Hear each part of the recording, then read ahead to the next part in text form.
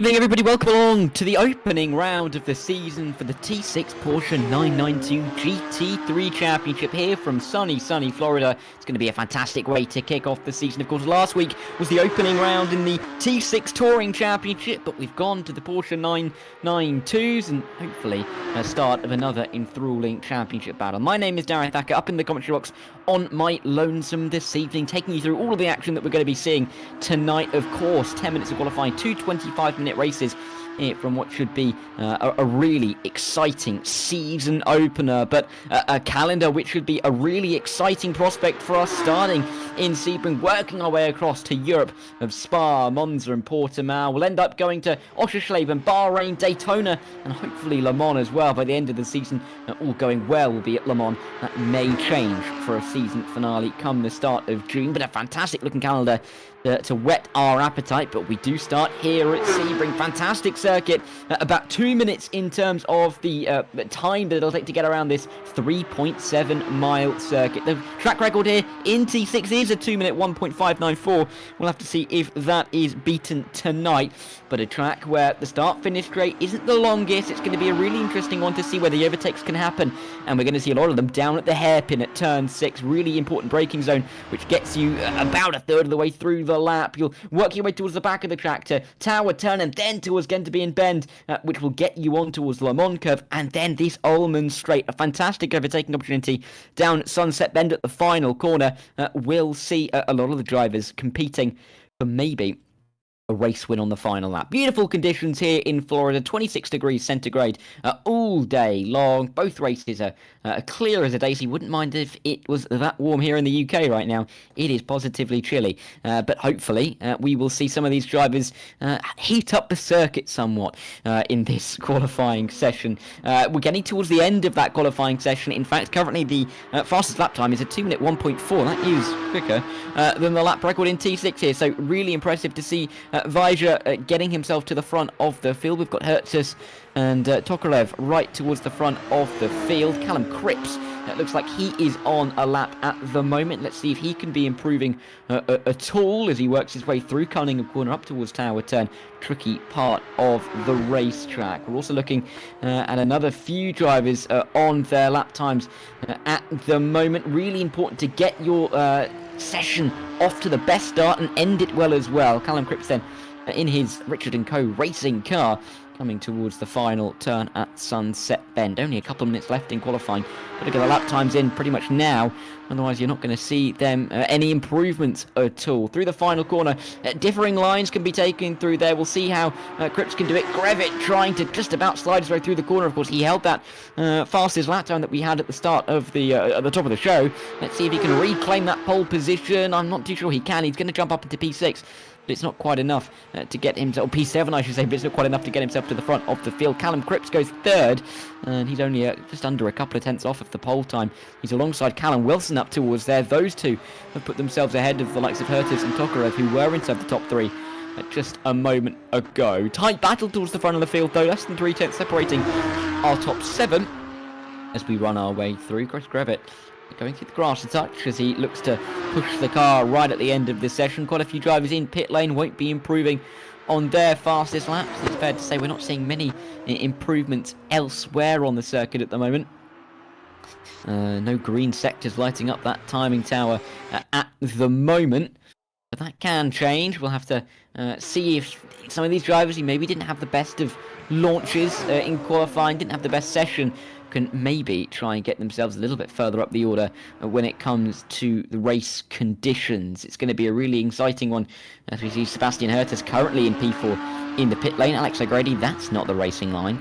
That is not going to be the fastest way. Well, it could be the fastest way if you took it at full speed, but I don't think the rFactor 2 system would allow you to take it at that speed. Fraser Hart looks like he's trying to go again through turn 1, as we do see a couple of improvements in terms of the sector times appear on the timing tower. Alan Axon, one of them, but there's also Danny Oliver, currently down in P19, looking to improve a touch. 24 drivers we have in this session. Fantastic to see so many involved in the opening round of the season. It looks like drivers are waiting to right at the end of the session to try and make some improvements. A plethora of green sector times lighting up the tower like a Christmas tree, even though it is still February.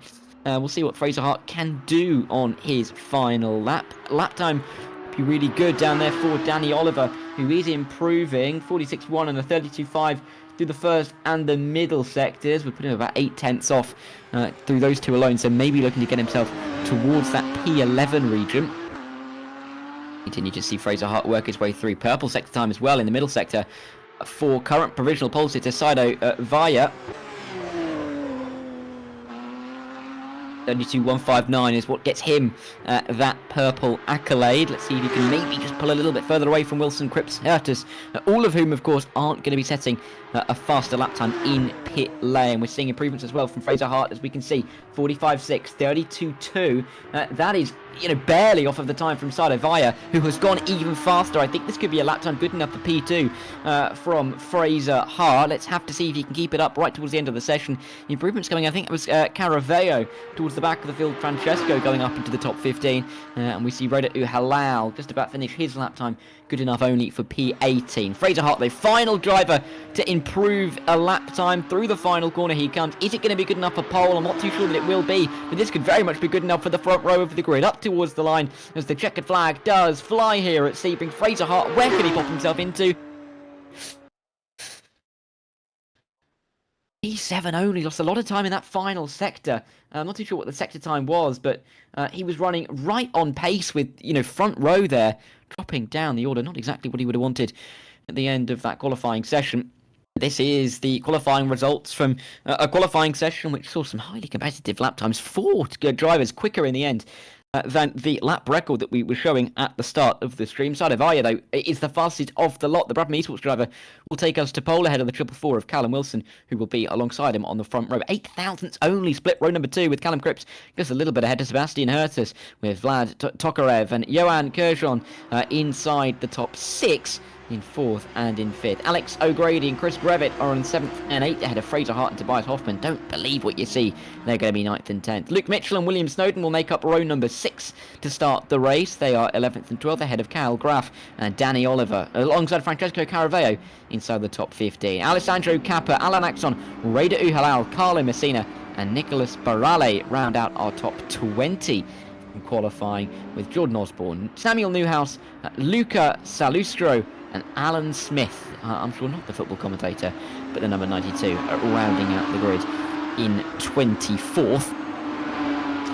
Drivers then getting out for a quick warm-up session, 5 minutes of warm-up that they have in front of them. It gives me a chance to run you, a lot of you guys watching into the stream, of course, welcome along to the opening race of the season. Allows me a little bit of a chance to run you through some of the details of the championship. Of course, slightly different to what we saw last week in the T6 Touring Championship. This is the T6 Porsche 992 GT3 Championship, but some of the things are staying the same. Point system is exactly the same: 20 for a win, 17 for second, 15 at 13, 11, 10, and then all the way down to 1 point for 15th place.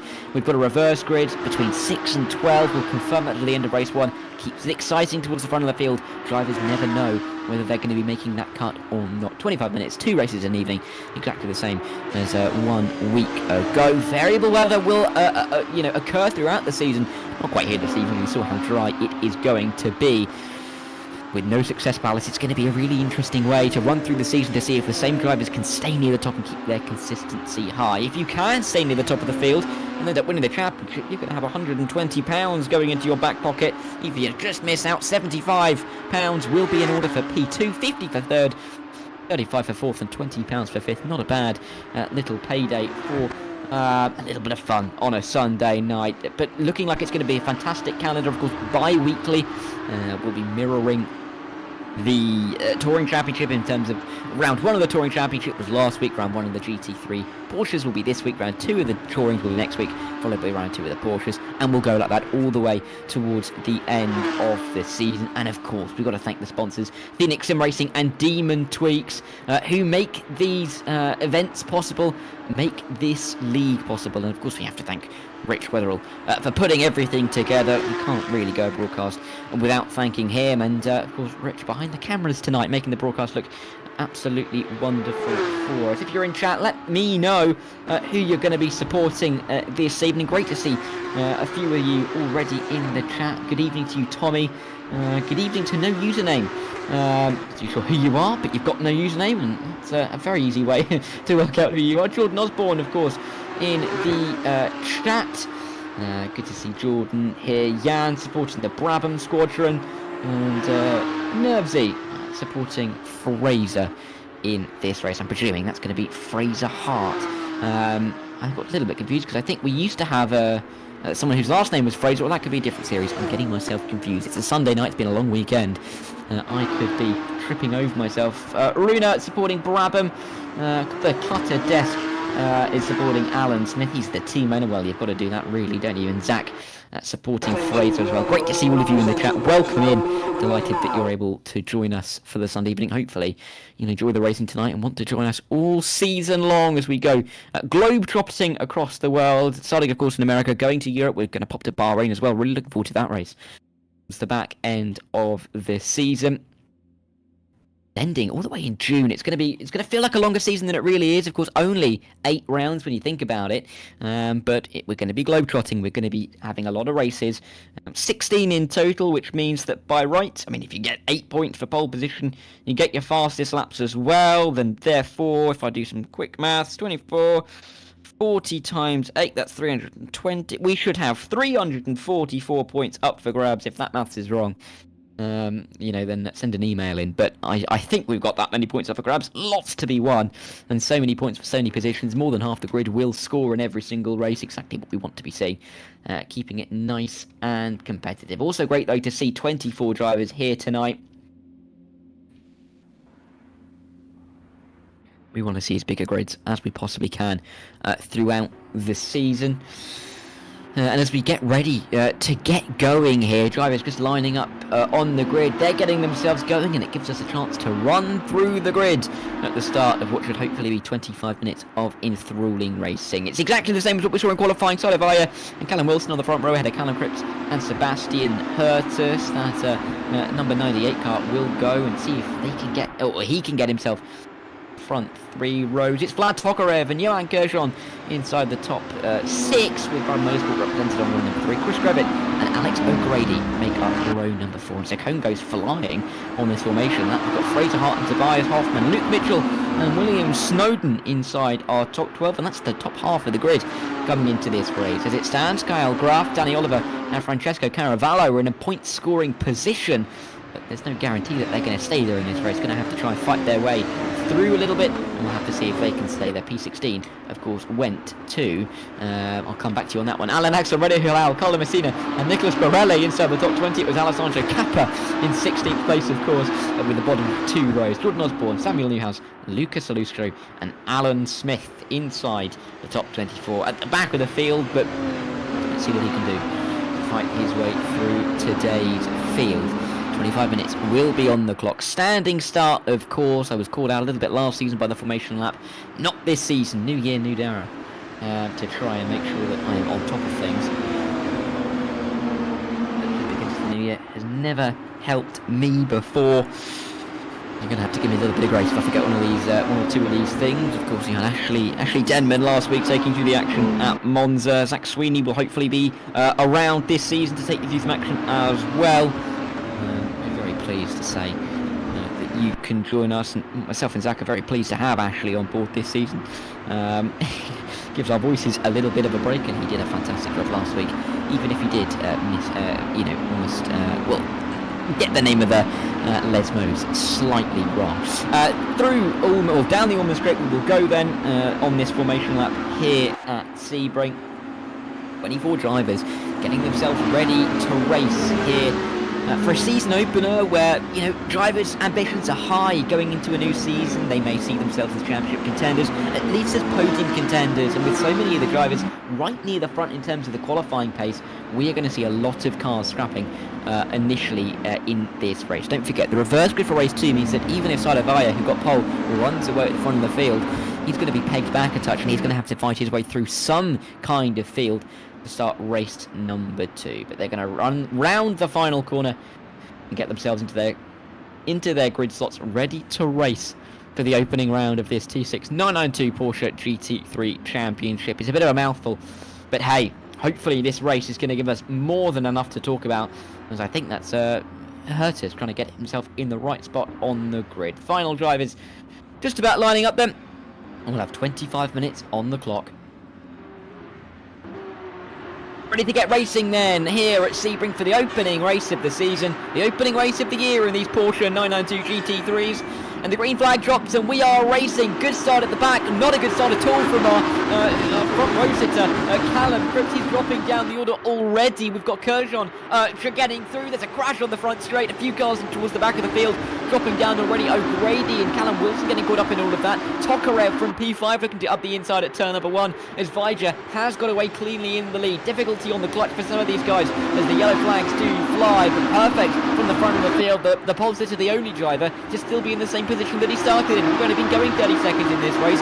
Tokarev and Kurjan run their way through. We get ahead of Hoffman and Callum Cripps, who's dropped down a couple of positions in the order. A couple of those drivers got a little bit stuck behind slow starting runners and weren't really able to dive out of the way. Borelli trying to fight down here for what is P13 ahead of Hertus, and Graf in all of this as well. Uhalal in this battle, along with Samuel Newhouse, in towards the hairpin they go. Dust kicked up, the drivers going wide. You can just about see them emerge. Borelli just behind Samuel Newhouse. The two teammates will work their way through, but a dramatic start which sees Oliver and Messina in the pit lane. O'Grady down the order, and Callum Wilson with a lot of work to do to get himself back through the field. Tokarev there, looking to see if he can keep Vaya on a bit of a tight leash. Doesn't want to allow him to get too far away. Of course, the pole sitter will be high on confidence, very much assured in himself that he can pull this gap away, especially considering that his closest rivals fell away a little bit off the start of the race. I mean, we can already see some of the position changes here. Incredible that Tokarev up 3, Kurjan up 3, Hoffman up 6 towards the front of the field. We've got drive from P8 down there. That is Alessandro Kappa up 8 positions off the start. Incredible start for him. Samuel Newhouse up 10 as well. Double figures in the opening lap. Absolutely incredible for him. He's going to be delighted. Luke Mitchell wouldn't mind an extra couple of positions, even though he's had a good start. Of course, a real contender in last season's T6 Touring Championship. He won the championship even with 3 wins to his name over the course of the season. Make that 3 wins and 10 podiums. He's going to be hoping to keep a little bit of that momentum up, albeit in different machinery, in the 992 Porsche GT3 Championship. Kappa then looking for a move. Callum Wilson looking for a move on road to Uhalal, dropping down off the start, but he will feel that he has the pace advantage compared to the rest of these guys, and he gets himself up into P14. A lot more work to do for him though. He's got 13 more cars for him to pass before I really think he'll be truly happy with this result.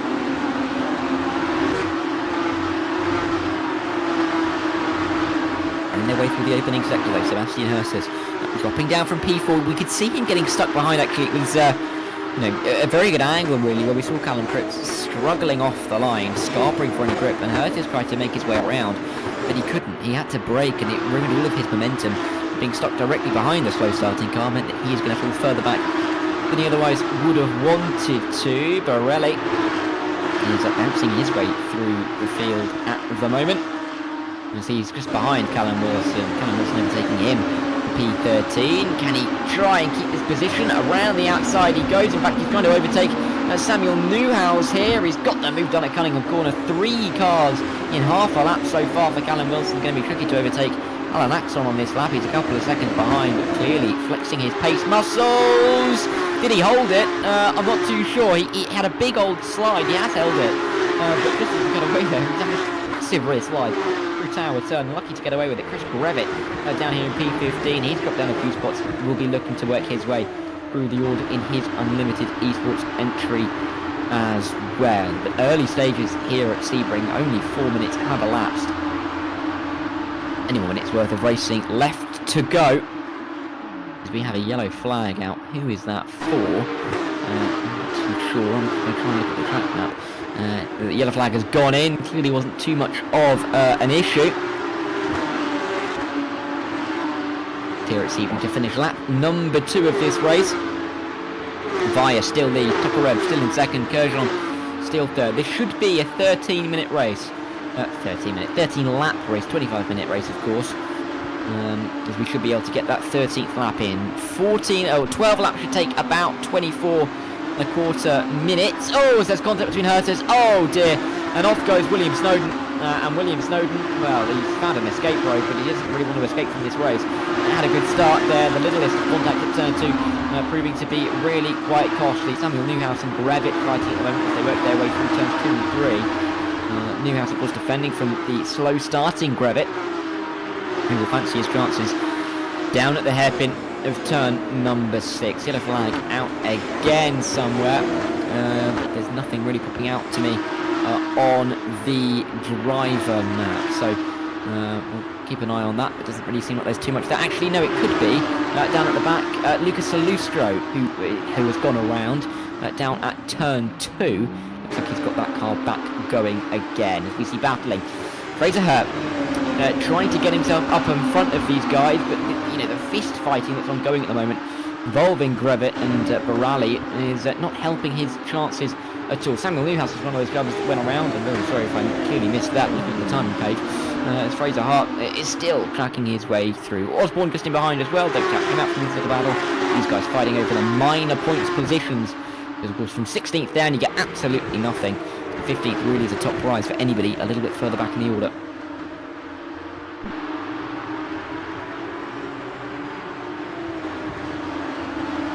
Minutes have gone then. 3 laps pretty much have been completed. Sebastian, or Sido Vaya, I should say, just about to come around the final corner. As we see Fraser Hart working his way down the straight.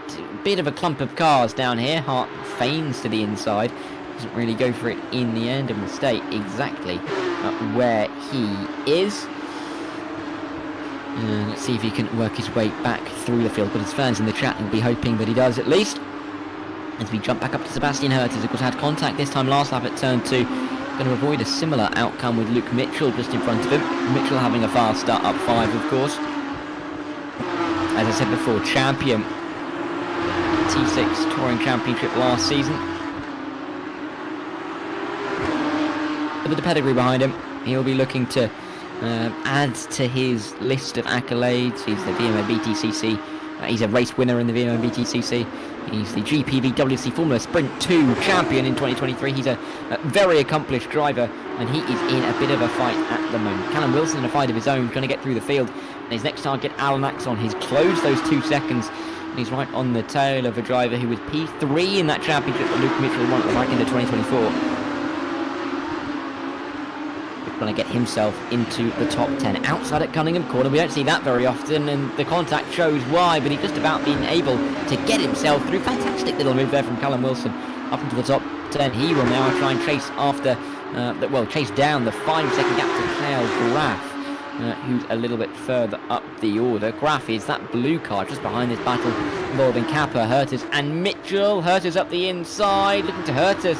Mitchell's chances at the top 5 as they run side by side through Cabendian Bend. It was very obvious that we should have pointed it out at the start of the race, and that's wide. 3 wide momentarily. Big contact as Mitchell tries to rejoin the circuit. Through goes Graff, through goes Caps, and a great start for Kappa, I should say, not Caps. Kappa up 10 positions now, gaining a couple by virtue of keeping it nice and clean. We'll go into the final corner up in P6. Hurtis down in P8. But he's ahead of Luke Mitchell. I'm not too sure how happy Mitchell will be about that, though. Bouncing over the curb. Oh, the curves. Bouncing over the bumps as well. Very bumpy racetrack. Been resurfaced in a long time here. Former air base here in Florida on the Panhandle. This is a very, very abrasive, bumpy surface that these drivers have to race on.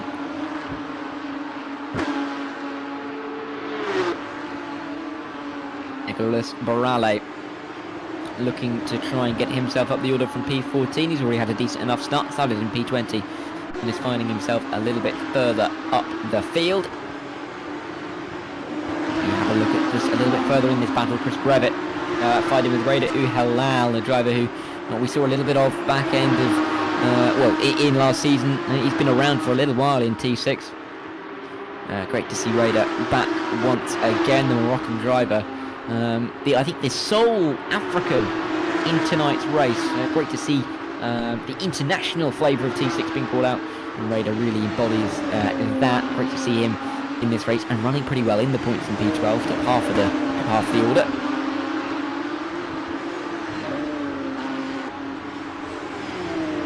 Graf, though, wouldn't mind getting himself into the top 6 as he runs his way through the field. Curtis wouldn't mind getting his positions back that he lost just the lap ago with contact with Luke Mitchell as Luke Mitchell's dropped a little bit off the back of this field.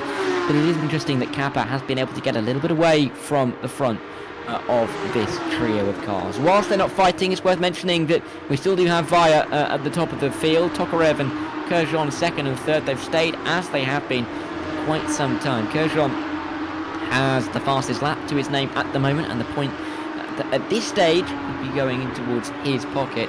Via has an increasing gap at 1.2 seconds. That really isn't enough for him to feel terribly safe as they run their way across the start-finish line once again. Here's Callum Cripps right behind Tobias Hoffman. These two are going to be battling it out for P4, and Hoffman having that big gap out in front of him to the cars in front. His last lap time was a full second slower than the top 3, and I think Cripps can see that. Wouldn't mind coming through. Much tighter line, much more effective line. Callum Cripps into the top 4. Yellow flag out as well. Who's off the road? I'm not too sure looking at the driver track, although actually no, I do know. That's Jordan Osborne towards the back of the field. Jordan Osborne's had a bit of a moment. He's going to be dropping down the order.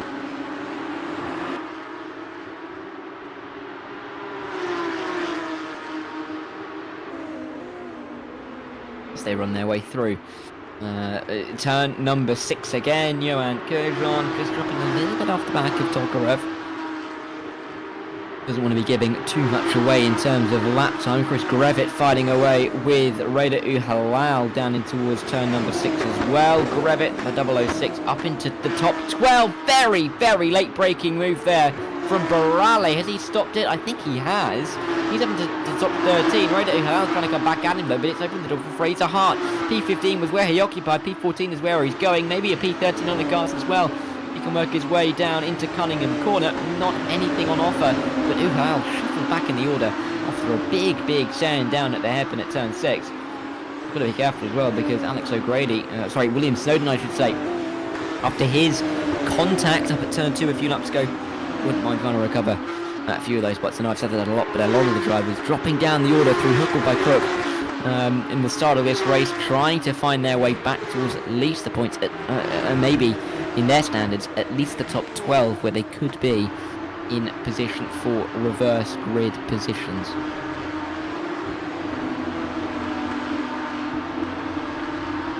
Nearly half of this race is elapsed already. The opening race of the season gone like a flash as we tick down to that 12-minute 30 mark. As we continue side-by-side battling. It's all over the circuit at the moment, but right now it's Graf and Hertus fighting it out for P7. As across the start-finish line, Hertus looks like he's going to go for an inside line. The German thinks about it. He's not going to go for it in the end. We'll have to sit and wait behind the number 98 for an opportunity to present itself. Better line through turn 1 though. Has he got a chance at turn number 2? He's already made contact down here once in this race.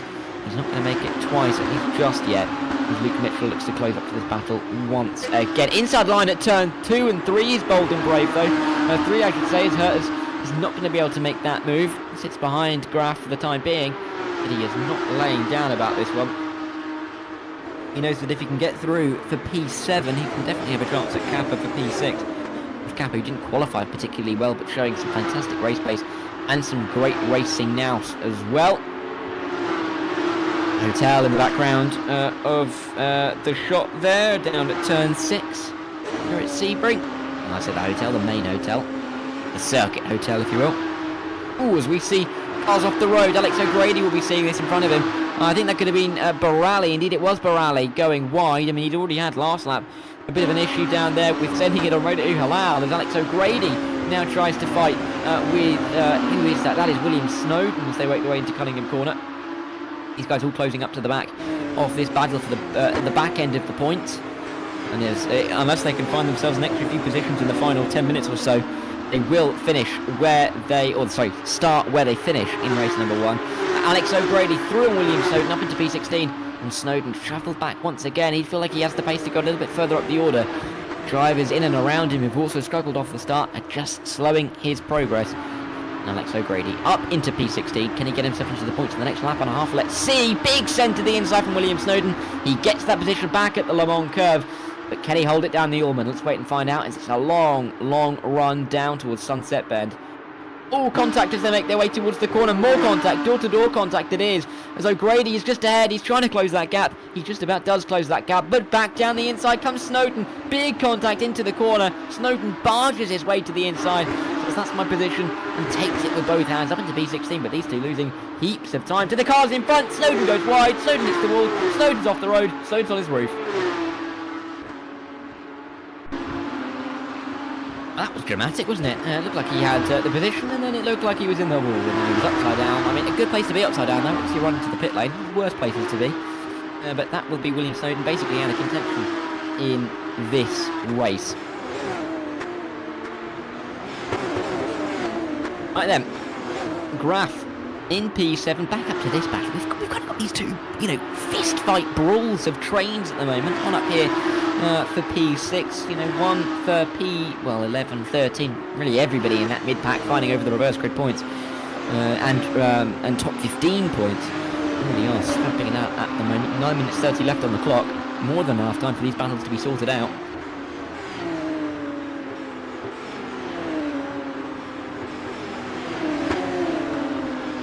They work their way in towards Tower Turn. Kyle Graf ahead of Hertus, who of course started in P4. He dropped down the order immediately after getting stuck behind the slow starting Callum Cripps.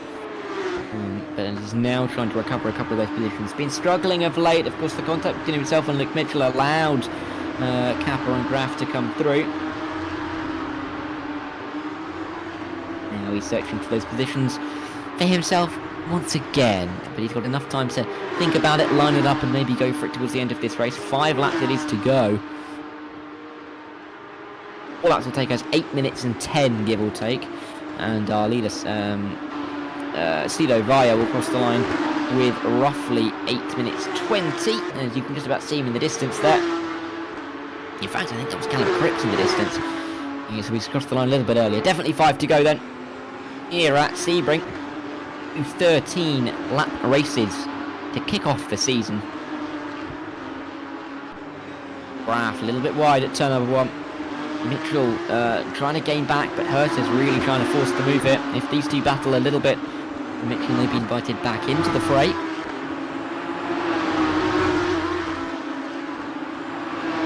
A little bit of a wide moment there from Hertus as he runs his way through the corner.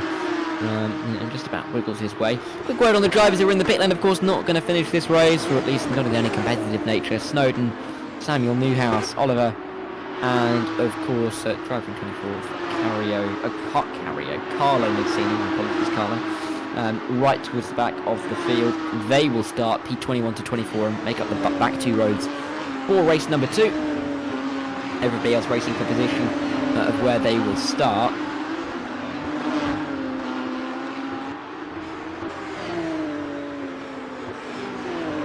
It's close up here, isn't it?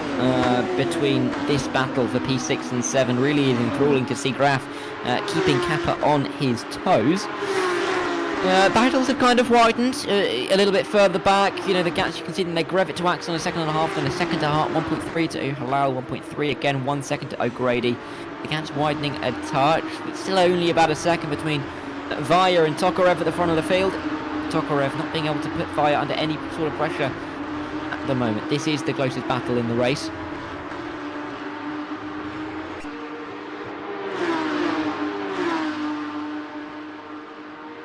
As we have another yellow flag out. Let's see if that's on the driver map. It could be William Snowden emerging from the pit lane. I can't see anything obvious. Although there is a slow-moving Nicholas Barale. He's had a difficult couple of laps at the moment. He may have had another couple of issues. Around the circuit now. Of course, we've got William Snowden out on the circuit. He's on the same lap as Caravello, but he is a lap down overall.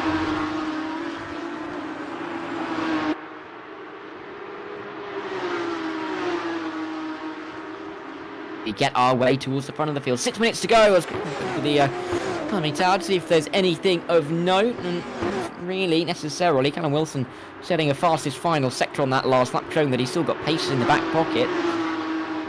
43.6 in the final sector, with a full second clear of Tobias Hoffman in the top 5 in the final sector alone. Really does show how much pace Callum Wilson is going to have, and the reverse grid could help him. However, as I mentioned that, Rich has just let me know the reverse grid is going to involve the top 7 in this race. So at the moment, Carol Graf and Alessandro Cappa, they'll be fighting over a couple of points, but whoever loses out in the battle will be starting on reverse grid pole here. That's unless Hertus can work his way through. Luke Mitchell as well, but they're a little bit further back. Another yellow flag out on the circuit. And that looks like it was Alan Smith has gone around. He's gone to Narnia on my timing page, back towards turn 2. So I think it was Alan Smith having some issues. And you can see him dropping time at the moment to Salustro, I should say, just up in front of him in this race. 5 minutes to go. Well, of course, 4.5 minutes plus a lap. 3 laps to go, really, at the end of this one. Really, the drivers at the back of the field are going to be running a 28-minute race, up from what it should be as a 25. Ooh, a little bit wide as well in the background. I think that was Alex O'Grady just running it into the grass. As Fraser Hart will be looking to try and pass Alan Axon. Of course, very accomplished driver is Alan Axon. He's a 3-time T6 touring champion over the course of 2023 and 2024, when he was 3rd last season, as I mentioned. So a Pro League Racing WTCR champion, so very accomplished in this sort of machine. Not quite, of course, touring cars, these GT3s, but, you know, there are similarities, more so than what we see between these cars and a hypercar. Problems at the back of the field again from William Snowden. I think he's just getting out of the way, but he's at turn 1. I believe wide on the circuit, which is what is causing that yellow flag at the moment. It appears as he gets up to speed after letting most of the field through. Actually, it's going to be Barelle to come through, and then he should get back up to speed. He is crawling on my tracker at the moment. Fraser Hart, though, still battling away with Alan Axon. Down into turn 6, he'd have to be pretty brave to send it there. And Fraser Hart's not going to be prepared to risk his front nose.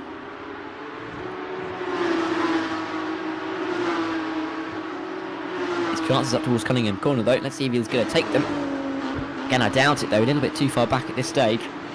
And will sit exactly where he is in his quest to get inside the top 12. Of course, the reverse grid goes to the top 7. He's never going to get to the top 7 unless there is some kind of explosion towards the front of the field, because no one's going to be dropping that far. Not so many cars dropping so quickly. Slide, not the first slide we've seen. This time from Alan Axon in tower. Turn up, a tricky corner to really control the rear end of these GT3s. Fraser Hart not able to get through, just getting caught up behind and inviting Reda Halal onto the rear wing of the car. They still have 2 laps to fight this one out, though. On conclusion of this one, we've still got the final turn at Sunset Bend. A good run for Fraser Hart. Could see him having a chance down in towards that final corner. Is he going to be able to go for it? Wait and see. Rear light was flashing there. I don't think I've ever seen that before. I doubt he was braking, but it's an interesting one. The 29 will have to stay behind.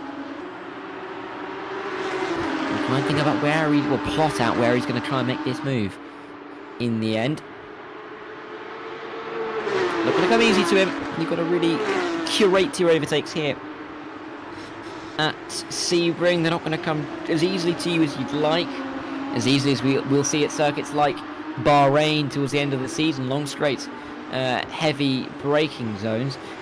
Rich was very kindly informed me that flashing headlights flashes the rear lights too, so thanks, Rich. That makes a lot of sense.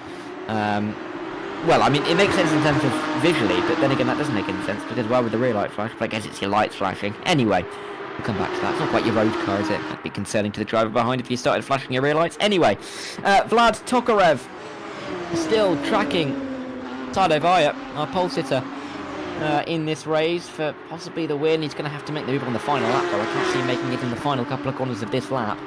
Still one to go, of course. Tokarev's chances, though, are running out. Started in P5, was able to get to P2 by turn 1, and hasn't looked back since. Really impressive drive for the Porsche. Oh, as if they aren't all Porsches. For the Russian driver.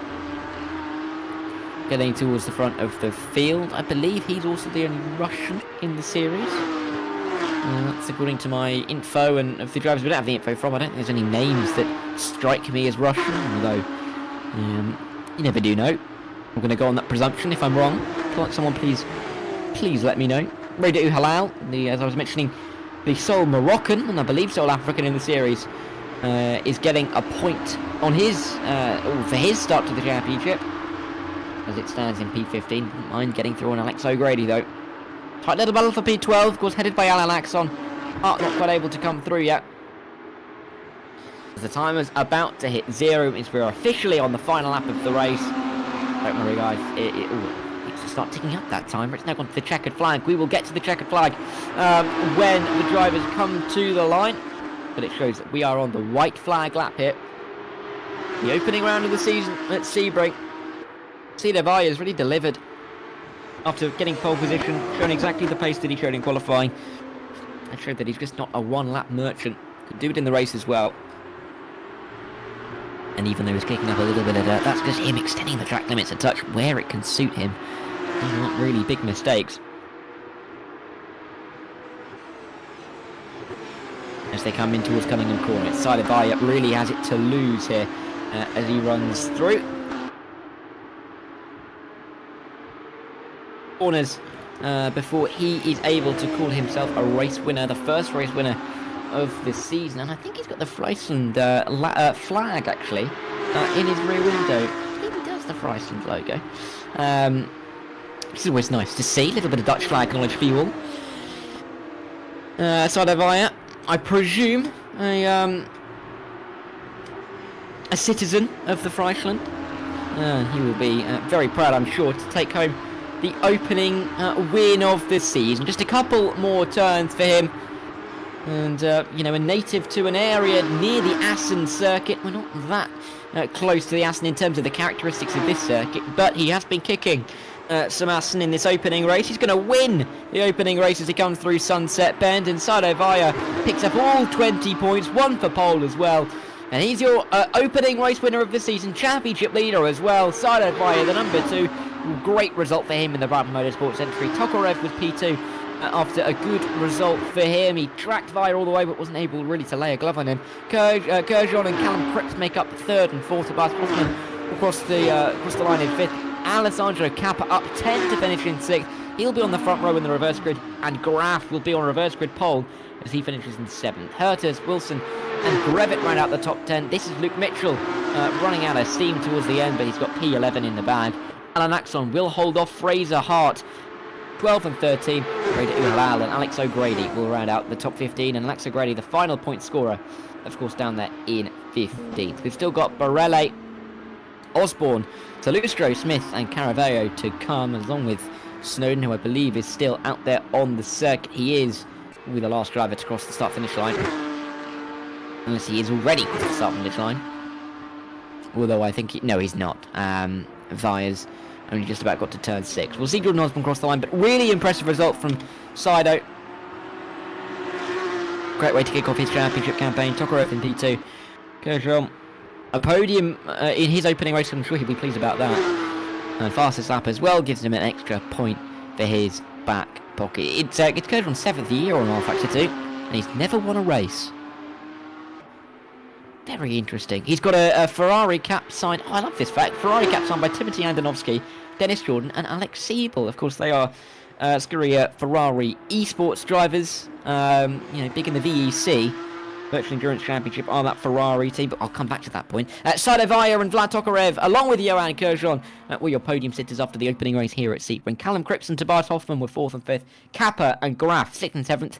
They will be the front row in the reverse grid. Sebastian Hurtis finished in 8th, will start 8th.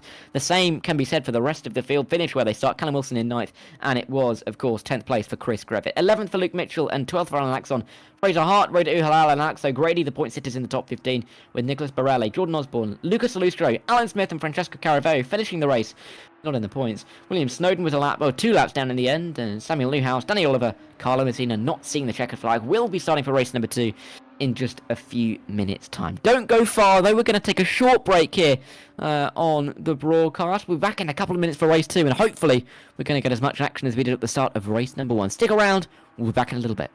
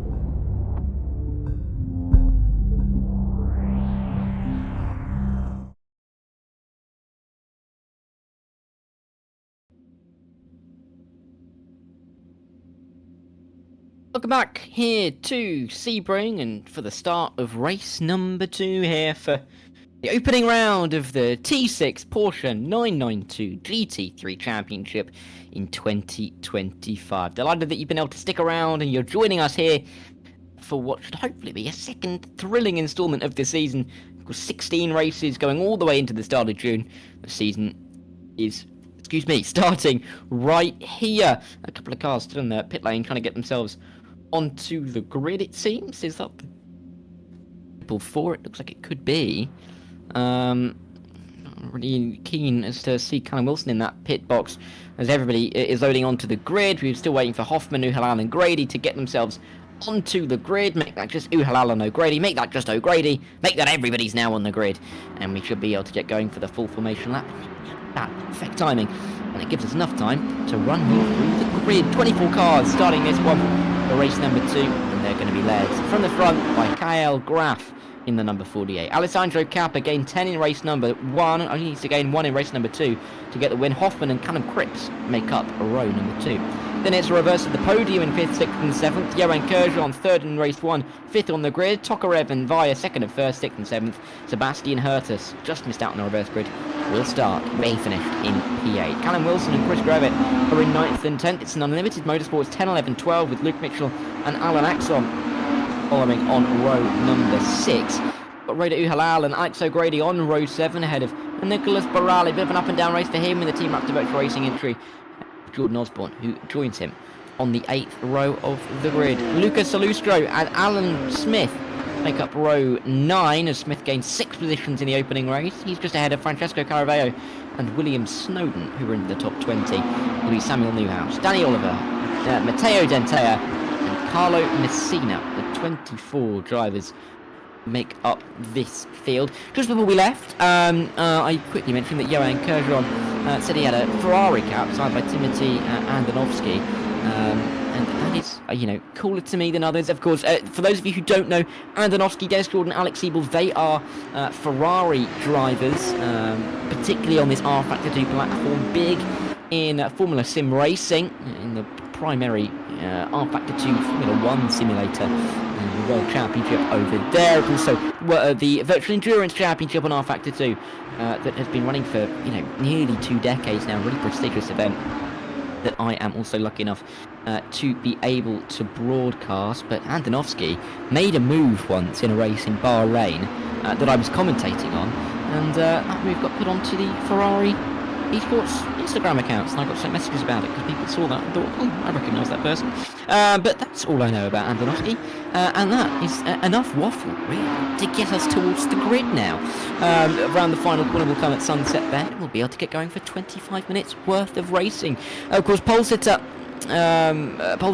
Kyle Graf, great to see him starting from the front of the field. Let's see what he can do. The French driver will be looking to take home his first win of the season, but equally I think Alessandro Cappa wouldn't mind getting himself into the winner's circle tonight.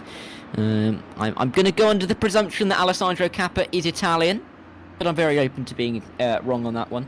That would be, from experience, where my money would be put if I was to guess. Welcome into the chat. Hope you guys are enjoying the action that we've seen so far. Hope you enjoy this race. 25 minutes will be on the clock. 13 laps in prospect here at the Sebring International Raceway. It's going to be Graf. It's going to be Caps, Hoffman and Cripps on the front row of the grid. The red lights are just about to disappear. And we're racing here at Sebring. Porsche again from the front of the field. Both of the front rows struggling with 4 wide off the line. Great start from Callum Cripps. He's going to be to the front of the field. Tobias Hoffman looks to try and come up the inside. It's a real melee into the opening turn as we see nearly 4 wide right at the front of the field. It's going to be a great start though for Tokarev as well, getting up another couple of positions as there's a spin in the background. A couple of drivers dropping down the order. Callum Wilson and Alan Axon involved there.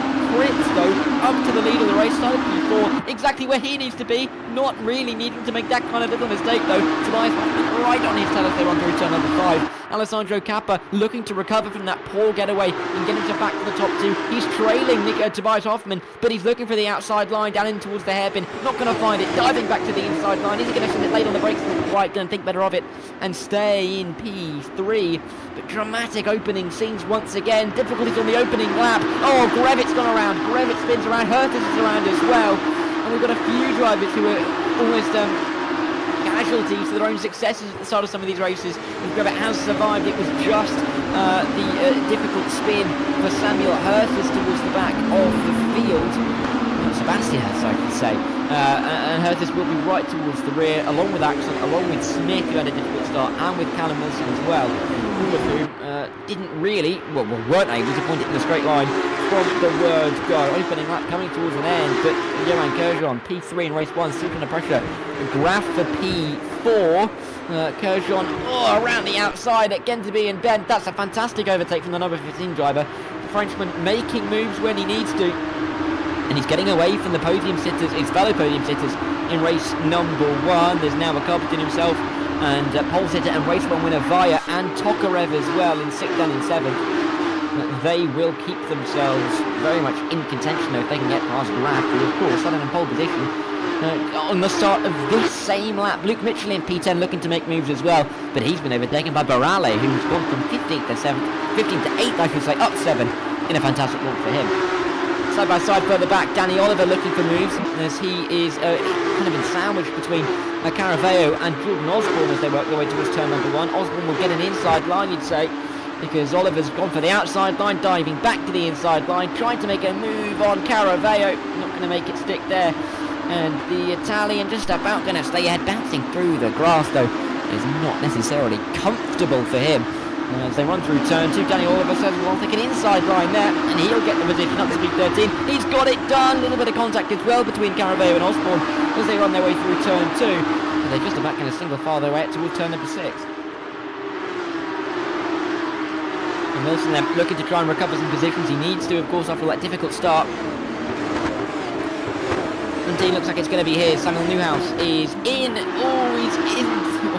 He's in the way momentarily, but he's out of the way now as he's through. William Snowden's gone off the road. Just about seeing the background there. I believe that was William Snowden. In fact, it was not. It was Dentea in P22 who's off the road. Axel's making the move as well through on Messina.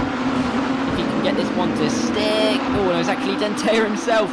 He's just behind Messina as they run their way through Cunningham Corner. Cars all over the road, congestion. You're only really doing the M25 at the moment here at Tower Turn.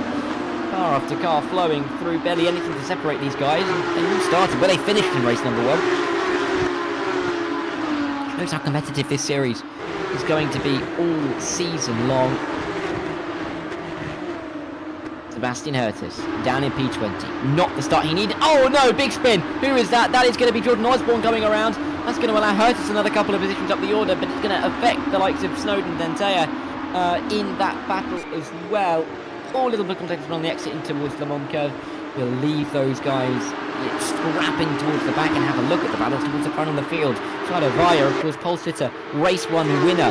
A pole sitter from race 1, I should say, and converted that into the race victory. P6 for the time being, looking for a top 5. Chris Grevitt looking for a top 8 if he can get past Barele. Looking like he's going to be able to make a move to the inside at turn number 1. Sits in behind, twiddles his thumbs and waits for a better opportunity. 11 laps still to run it. More than enough time and chance for him to make a move if he can. Tokarev looking on Vaya as well. Not able to get past Graf up towards Gerjon. Johan is in a fantastic position to get himself possibly into the podium once again. This is a championship where consistency is absolutely critical. Winner's bonus isn't massive. I mean, it's only 20 points for the race win.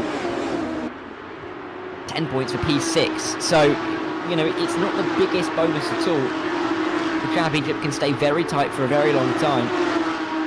And if you have a bad couple of races, you could win every other race. But if other drivers are able to finish from P4 in every single race, they're going to score more points than you. So, really critical to keep that consistency up and not make too many mistakes. O'Grady making mistakes, getting past Luke Mitchell. He's up to P10 now after starting P14. Mitchell's struggling at the moment. Of course, T6 Touring Champion the back end of 2024 to try and get some of that here in the Porsche 992 GT3 Championship. Able to really find the pace that he was able to unlock at the back end of last year at the in the opening stages of tonight's event. Alex O'Grady in the top 10. Let's see if he can continue his charge up the order. Whether he will get a little bit stuck behind Chris Grevitt. Calls himself slow and steady, Chris Grevitt, but he's doing very nicely inside the top 9 for the time being. And Messina's doing a very nice job to get into the top 18. Spin around. That's Samuel Newhouse. He's facing the wrong way. Everyone's avoided him. It's going to give another position though to Messina as he works his way up the field. Silo Vaya looking for P5, still not quite able to get through. And I was talking about VEC. He is a VEC champion, Season 12 GTE champion. So really is an accomplished driver on this rFactor 2 platform. Bravo Motorsports entrant, looking for the top 5 once again, looking to try and lead the championship as we head next week to Spa-Francorchamps, a long way across the ocean. Very different conditions. It seems to be a little bit cooler, maybe a little bit damper as well. We'll have to wait and see. No flags out once again here. Not too sure who that's for. Apparently from my driver tracker, the track's being analysed. Not too sure what it's analysing, but it means that I can't quite see who's where at the moment. I'll try again. Already continues his charge though. Barali just behind him. He's having that good start as well. See that he is going nicely in this opening event of the season, opening couple of rounds. Let's see if he can get himself more than the 1 point that he scored in the opening race. Callum Wilson looking for more than a single point inside line of Caraveo, and he's up into P14. Caraveo slipping back down to P15 and will have to be trying to defend his position because that is the final point scoring position that he currently occupies. Wilson, of course, another very accomplished driver, not just on rFactor 2, but on iRacing as well. He's a multiple LFM BTCC top split champion, showing how good he can be.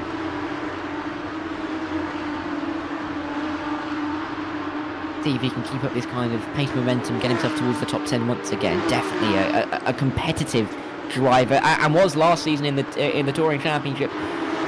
Was Callum Wilson. In fact, he managed to get inside the top 6 by the end of the season. 4 consecutive podiums to round out the year. We saw him get himself there. Wasn't quite as good as Callum Cripps, who of course leads this race. Of course, he missed the opening couple of rounds where he only scored 4 points, or 10 points in the opening 5 races combined. Ended up scoring 100 or 203 more in the preceding 11. Got himself to P2 in the championship, and looking like he's keeping up a little bit of that form here. P4 in race 1, looking like he's going to win with the fastest lap in race 2. Could very well put him in a position to lead the championship, especially with Vaya and Tokarev struggling to make their way through from P6. Yellow flag out once again. Not too sure where that is, or who that is in fact. Could very well be Lucas Alustro, who was stopped on the driver tracker between turn 1 and turn 2. In fact, that must be him. He's getting himself moving once again. 15.5 minutes still left to run in this race.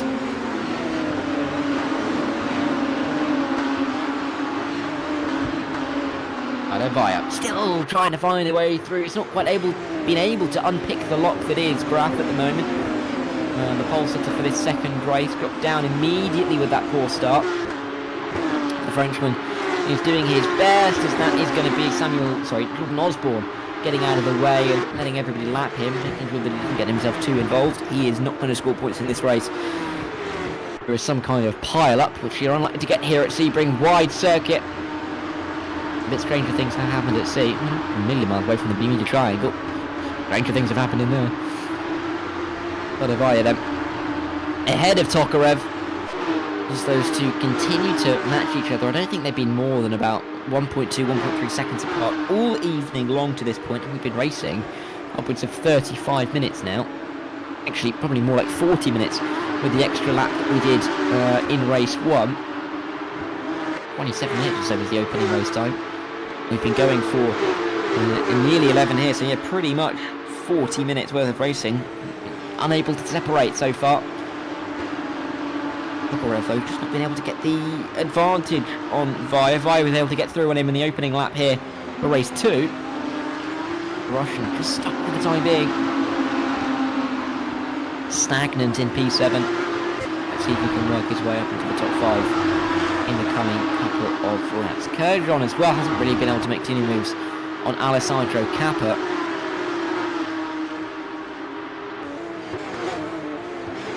Who is still doing a very good job inside the top 3 after starting in P2. Of course, he gained those 10 positions in race 1 to put himself into a position to be in the reverse grid, and he is taking the opportunity with both hands, as the opportunity is being taken by both hands by Luke Mitchell inside at the hairpin. Just about going to keep the rear end of the control. Is he going to be able to hold the position though? Like the smoothest of exits as he works his way through the corner. But it's not quite the right line for Borelli to come through, and Luke Mitchell will stay up in the top 10. Outside line though for Borelli. Is he able to hook it around? I don't think he will. Luke Mitchell will stay where he is.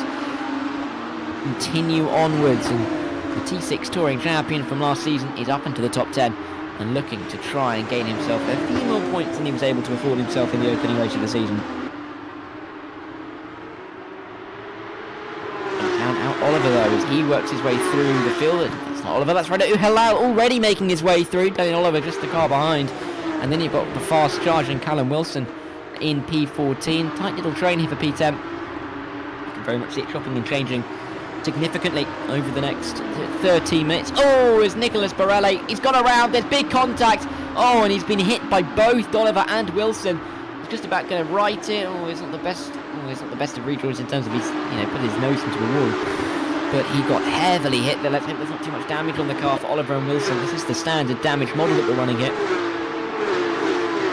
Let's hope that that's not going to affect them too much. No such damage at all. Concerns, at least for Sado Vaya. Concerns are really with the pace and the inability to make moves at the moment. Yellow flags out on the circuit. After Callum Wilson, who's into the pit lane, must have had big damage. Must have had big damage after that collision that we saw may have had, and even, a further collision we yet to see. He is out of contention and a really difficult start for him in his championship challenge. Won't be scoring in race number 2. Promotes the likes of Alan Smith and Salustro up to P19 and 20, but they're still off points at the moment. Borelli hanging on to that final points paying position despite that spin. He's going to be careful of Messina not too far back. Arlo, another one of the Italian contingent here. Italian contingent actually, when you look at it. Nice to see a bit of an influx from that part of the world. Carlo Messina, Matteo Dentea, Fabrizio Belletti, who's not here this evening, but he's signed up for the championship, along with a couple more that we have, the likes of Alessandro Cappa,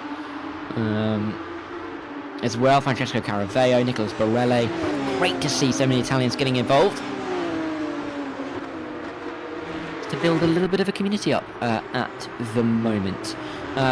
Wilson has now retired. He's not going to try and come back out. I don't believe in this race. Difficult day for him. As we will still see who else can gain points tonight. It's going to be an interesting championship going into round 2, of course. It will be every single week, but with the balance of points, Cripps finishing in 4th, currently winning the race, would garner him, along with the fastest lap, 32 points if things were to stay as they are. If you are, Kershaw 3rd and a 4th for him, would be able to garner upwards of 18 points. And I also think he got fastest lap in race 1, so that would be 18, 28, so that would be 29 points for Kershaw. If you're Via, you've got the win and pole and a P6 currently, that would be 31 points. I mean, alone those 3 drivers by 3 points. You've got to take into consideration that the likes of Tokarev will be there or thereabouts, Hoffman as well, Kappa, who are going to be involved in that battle as well. It's going to be really interesting to see how tight it can stay and how long it can stay tight throughout this season. 10 minutes on the clock. Johan looking for the move finally on Alessandro Kappa. Outside line is where he's going to be forced. Can he make it here at the hairpin? It's going to have to be, you've got to get up very early in the morning to make it around the outside here at the hairpin at Sebring. He's not going to be able to do it. Kappa defends, as it's a little bit of a look from the pole sitter in this race of Graf, not going to be able to get this move done, as all of a sudden Via and Tokarev were involved as well. 5 cars to throw a blanket over. Inside line maybe for Kershaw, no, not going to go there for him. Maybe a late send, a little bit of contact possibly. I think they've kept it clean as they make their way through Cunningham Corner. Outside line will turn to the inside at Tower Turn if he's able to keep the overlap, which he isn't. Can he make any kind of ascent to the inside though? Let's see. They run nose to tail 1 through 5, well 4 through 8 really. 3 through 7 I should say, goodness me. Johan Kershaw looking for the move, not quite able to pick it off. Graf, Fire and Tokarev in tow, not able to make moves either. They're not going to stay exactly as they were just a minute ago. Incredible really when you think about how close they were, but no one's made a move.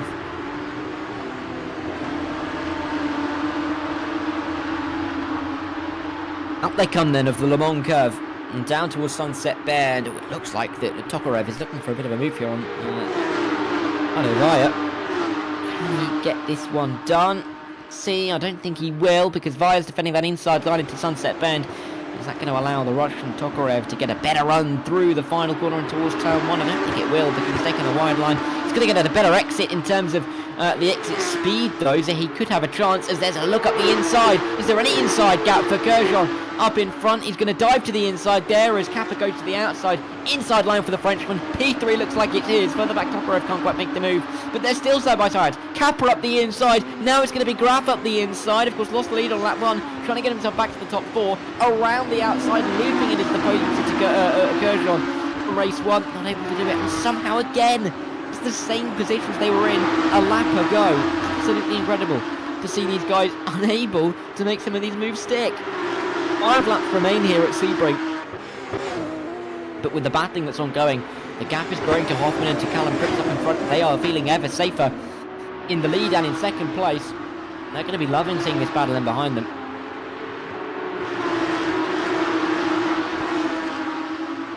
Early on in the season to see this kind of scrap unfold.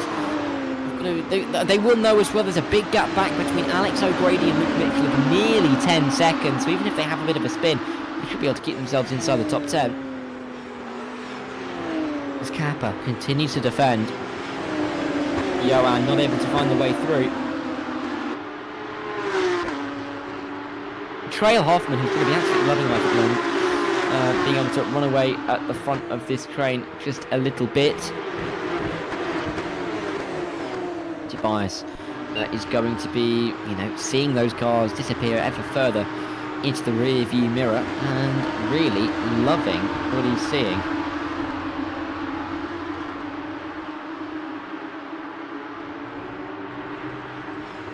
And run their way in towards the final turn once again. Tokarev looks for a move on Via.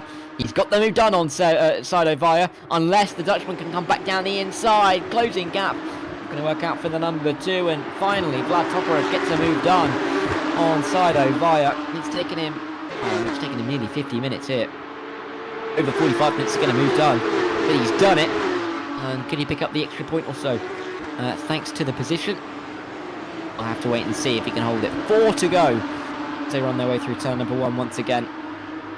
Got to be careful because Grevit, O'Grady, they are right there in this battle now. Kershaw around the outside trying to defend his position from Graf. Graf's going to get it done. Kershaw's off the road, lucky not to hit the wall. He's lost 1, 2 positions, nearly, actually 3 and 4. The Tokarev and Via and Grevit and O'Grady have gone through. He's dropped down to 9th, Johan has. Disaster for him. So there's a big chunk of points disappearing from view, and he's got to try and recover his way back up the order. Reda Uhalau looking to try and get inside the top 10 ahead of Luke Mitchell. These two have been scrapping for a little while, but not quite in that top train. 9.5 seconds off it, in fact. And Reda will stay in P11. No moves in the offing for the 91. Staying vigilant though, staying alert and looking for a move if he can make it. Still picking up a handful of points for him this evening. Would not be a disappointing feat.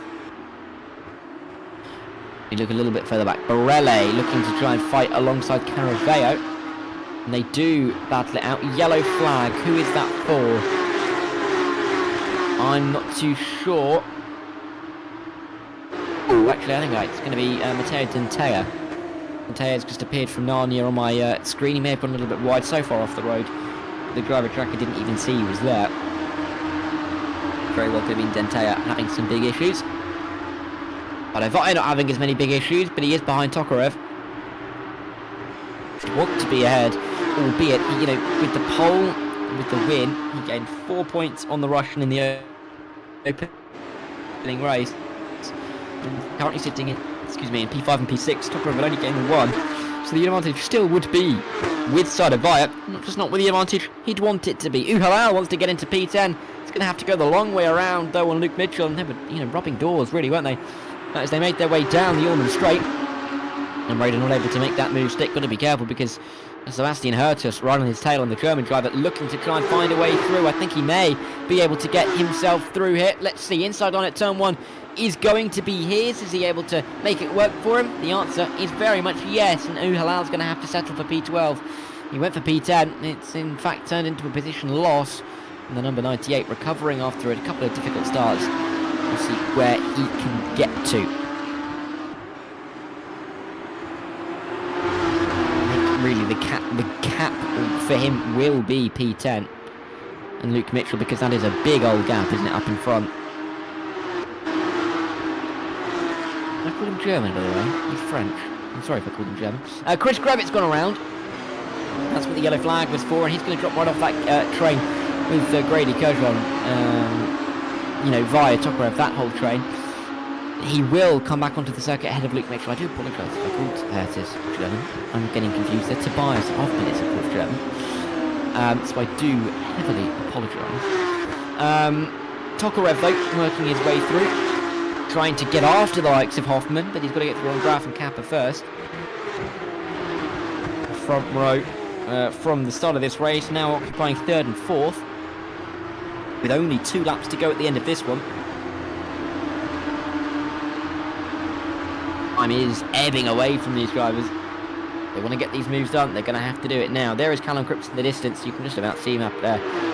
Streaking away, really showing his quality in this race. He's not looked back from the opening corner when he took the lead after a difficult start from both of the front row sitters. Side of P4 was P1 by turn 1. Schumacher Formula 2-esque start. And he has run away ever since. Tokarev, though, looking for that move on Graf, not able to do it through Sunset Bend, and it, you know, going for it there has really stunted his momentum. And towards the opening turn, he's not able to make a move down here. And Saido Vaya is looking, he's looking keen. You can see him looking left, looking right, not able to really make it work for him. As off the road goes Graf. That is not the place he wants to be. Further back as well. Like so, Grady with some creative lines. Inside line for Tokarev. Opportunism at its finest. He's through it up into P4. Vaya picks his way through as well. And Graf, in similar circumstances to Kershin, goes off the road a touch, drops down behind these two, and now has to try and recover his way back through. Tokarev, though, can go after another podium. And Alessandro Kappa will be the target. The difficulty is, though, he's got to close that 1.2 second gap and make the move in just a lap and a half.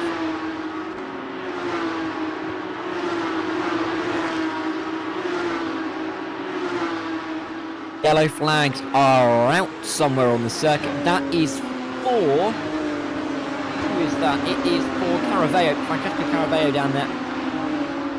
Down there in P60 out on the points. Unfortunate for him. Francesco will... well, he's made that mistake and dropped down. Quick look at Tobias Hoffman, the driver who is German, and then up at Callum Cripps. Tobias Hoffman has won the 24 Hours of Le Mans in the VEC. Div 2, though. Back last year, I had to do 12 hours of commentary for that race. I remember it well, even though that was Div 1. Still very accomplished to be able to win a race of such high standards. Callum Cripps, manager of Brabham Esports rFactor 2 programme, so I think a lot of the drivers wanted to impress him. He drives for Brabham in VEC. I see him often over there. He's in that top tier, racing with some of the finest that rFactor 2 has to offer. Great to see him here in the T6 GT3 Championship. Great to see him bringing a few of the Brabham guys over as well. It's great to see him doing so well at the front of the field. Sebastian, I think it's Ertus actually, isn't it? Being the Frenchman that he is, Ertus looking for the move into the final corner, not going to be able to make it at Sunset Bend. He's going to be looking for Luke Mitchell maybe on the exit. Can he get the better run? He's on to the final lap. The white flag, well, the checker flag is waving. The white flag really should be flying. As we haven't yet gone across that checkered flag. hurt us outside line at turn 1. Not going to work out well for him here. Unless it could, actually, maybe to hook it. Oh, let's see if he has a run towards turn 2. Much better exit than the opening turn. He would need a mistake from Mitchell to make a move there, and it's just not going to happen from the driver in P10. Of course, the T6 touring champion from the back end of last year, showing why he's the champion. He may not have the outright pace, but he has the racing nous. And, you know, form his temporary class is absolutely permanent. And Luke Mitchell showing exactly why. Up in P10. They're being tracked by Uhalal, but no moves in the offing there. Moves in the offing maybe for P5. Via was through on Graf, but he's being tracked down by Graf and O'Grady into the final couple of corners. Tokarev has got away and he's not close on Kappa, so we should be set in the top 3. You know, lest for some unfortunate moment for one of the current podium runners. They'll run their way through Cunningham Corner and in towards Tower Turn. There are 2 still looking for a move. It's not going to work for him there, though. He's going to have to maybe go for it in Sunset Bend, where we're about to see Callum Cripps pull Sunset Bend, because it looks out west here in Florida, and the sunset is really starting to take effect. It's been a fantastic day for Callum Cripps. A P4, maybe not exactly what he hoped for in the opening race, but he's going to follow it up with a race win in race number 2, and very likely, in fact almost certainly, going to take the championship lead as we head to Spa in 14 days' time. Callum Cripps out of the final corner, the Brabham Motorsports manager in sim racing, crosses the line and wins the second race of the season, wins this first round 2, or second race of the evening I should say, of this season, and he'll be delighted with that, I'm sure. Hoffman, Kappa, Tokarev will come through as well, Via, Graf and Kurjan will make up the top 7. O'Grady will find himself in 8th, ahead of Chris Grevitt, who of course made that mistake down at the hairpin a few laps ago, wasn't able to recover from there. Luke Mitchell just about going to hold off at to get himself in the top 10, Uhalal, and it will be Danny Oliver inside the top 30. They will score points on the opening round of the season, as will Nicholas Barale. 2 points for P14 will go the way of the Team Raptor virtual racing driver, and 1 point for the mixed wheels Carlo Messina, who finishes in 15th. Sadly for Caraveo, it's a no points finish here in 16th, ahead of Axon, ahead of Dentea and Salustro and Smith. They will be the final 2 drivers to cross the line to finish this race. But what an evening from Callum Cripps, what an evening for Tobias Hoffman as well. Callum Wilson having disappointed in the chat, wasn't able to pick up the same amount of points that I'm sure he was hoping for. But for Cripps, for Hoffman, for Kappa, along with Tokarev, Via and Kurjan, 1 evening's worth of racing, 6 podium sitters, and I think there's going to be a big scrap for the title.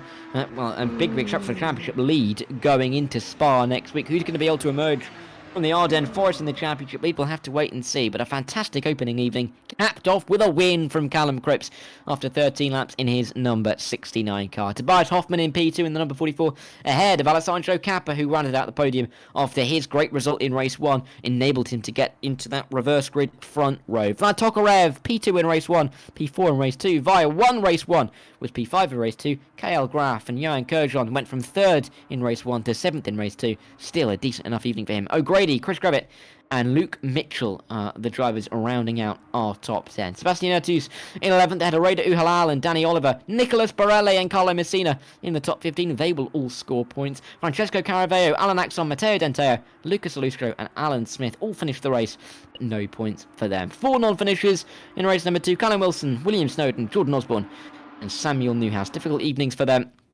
They will be back, I'm sure. That's where we're going to leave you, though, here from Sebring. Hopefully you've enjoyed the racing on show.